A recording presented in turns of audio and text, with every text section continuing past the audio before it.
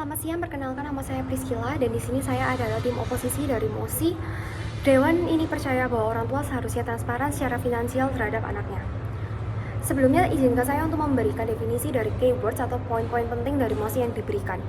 Yang pertama adalah definisi transparan. Di sini saya mendefinisikan transparan sebagai keterbukaan atau sebuah perilaku yang menunjukkan suatu hal secara terang-terangan. Kemudian ada definisi finansial, yakni keuangan yang dibagi menjadi dua bagian, yakni input dan juga output. Untuk input adalah segala pendapatan pemasukan, kalau output ada segala bentuk pengeluaran dan juga termasuk dalam halnya pembelanjaan. Jika dikaitkan dengan MOSI yang diberikan, berarti finansial keluarga, maka yang dimaksudkan dalam halnya pendapatan dalam lingkup yang paling sempit adalah gaji atau penghasilan yang didapat orang tua setiap bulan. Dan dalam lingkup yang paling sempit untuk kaitannya pengeluaran, maka adalah belanja rumah tangga per bulan.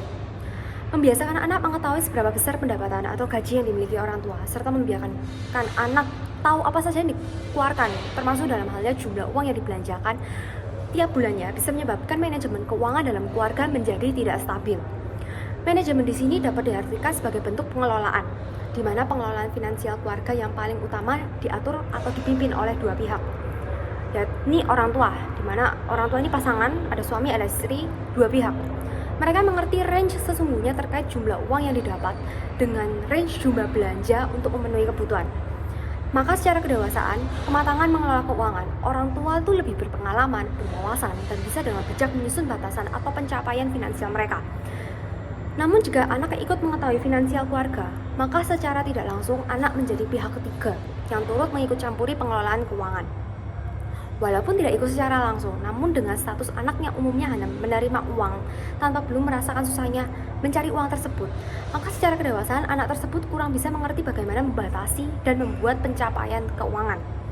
Umumnya, anak akan lebih memikirkan hal-hal yang berkaitan dengan keinginan, bukan kebutuhan.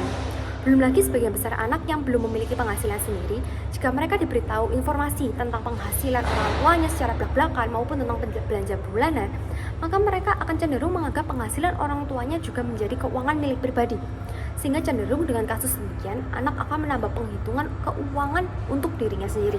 Jadi apa yang dimiliki orang tua juga dianggap sebagai miliknya sendiri, dan apa yang sudah diatur orang tua akan ditambah-tambahkan oleh keinginannya sendiri. Maka akan terjadi ketidakstabilan manajemen keuangan dikarenakan secara sudut pandang orang tua dan sudut pandang anak tentunya akan berbeda.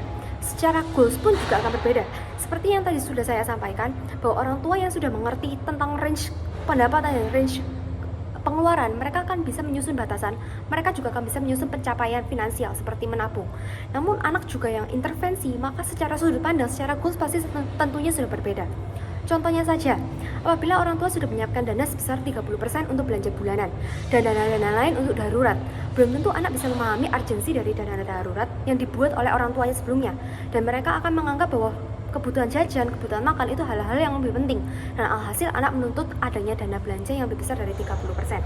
Maka dari hal tersebut tentunya akan menjadi interupsi, maka akan terjadi interupsi anak di tengah-tengah pengelolaan keuangan bulanan, sehingga finansial atau manajemen keuangan menjadi tidak stabil. Sekian yang dapat saya sampaikan, terima kasih.